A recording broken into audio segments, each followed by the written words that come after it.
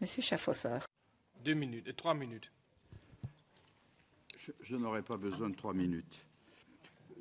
Ce qui me gêne dans ce rapport, et mon collègue allemand l'a souligné également, c'est le parti pris. On ne peut pas faire un rapport objectif en faisant un parti pris.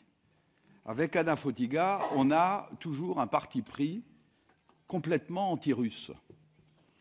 Et d'ailleurs, elle véhicule assez souvent des fake news, de la propagande, en raison de ce parti pris complètement anti-russe. Sans le savoir, je veux bien croire que même elle le fait innocemment.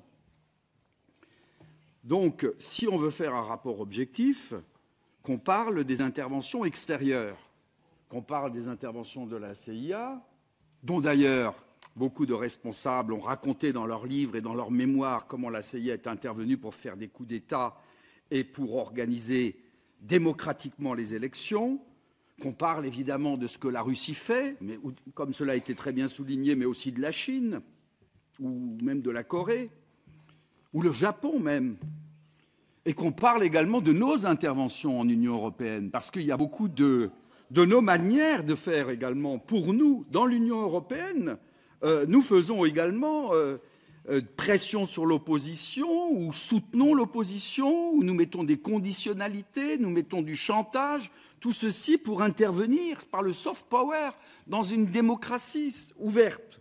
Donc, il faudrait ne pas utiliser la propagande à des fins de propagande, mais reconnaître que toute puissance utilise d'une certaine manière ce moyen.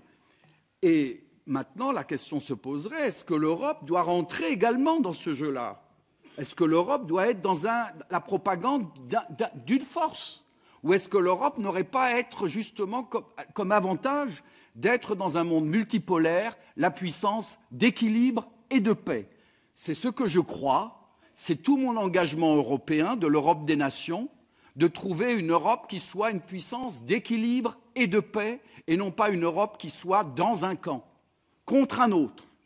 Et c'est tout le sens, je rappelais l'histoire alsacienne, de ma propre histoire. Ma région n'a pas à être dans un camp ou dans un autre, elle doit être un pont. Et c'est comme ça que s'est fait l'Europe, et c'est pour ça que Strasbourg est le siège de l'Europe. Je vous remercie.